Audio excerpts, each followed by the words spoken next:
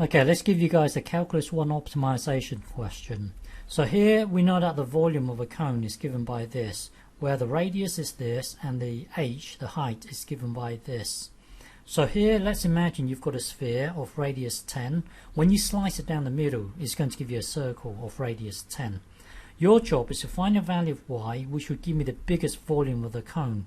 So when y is, let's say, at -7, then the volume, then you're going to get this cone here. Your job is to maximize the volume. For example, y could be, I don't know, at 6. So in which case it would give us this cone here.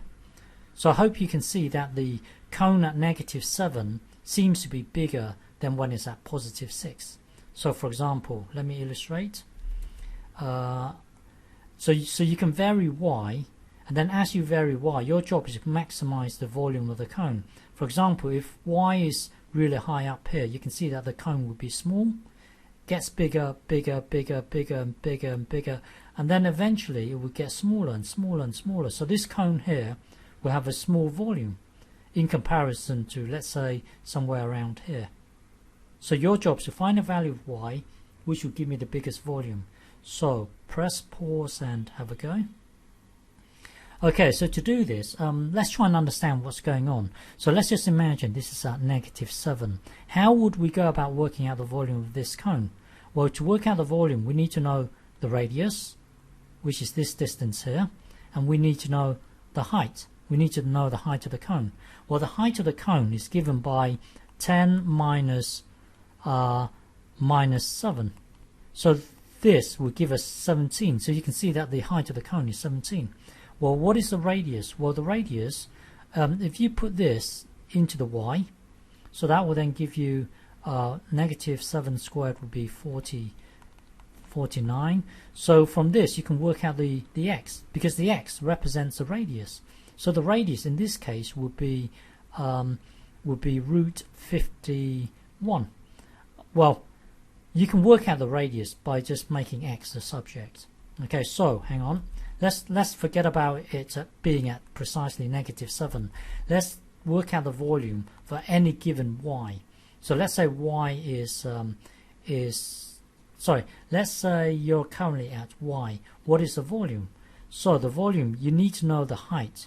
The height would be 10 minus y. This will give you the height.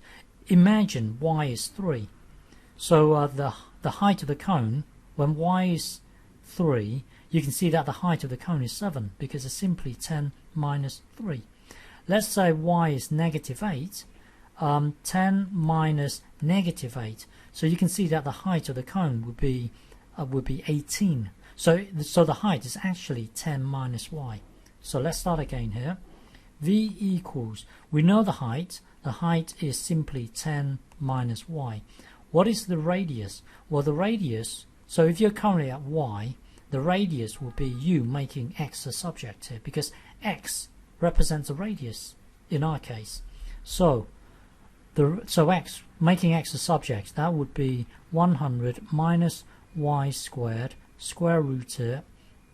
So this will give you the radius. So we know the radius is given by this thing here.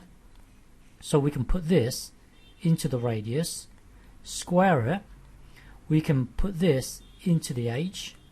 So the volume is given by this. Is given by this. And then when you square a square root, this block here will become this. This stays the same. Now tidy this up. So multiply this out. This times this, this times this, this times this, this times this. That will then give you this. Now plot the graph of v versus y. I know it's kind of weird that you have y along the horizontal, because you're used to a graph of y versus x.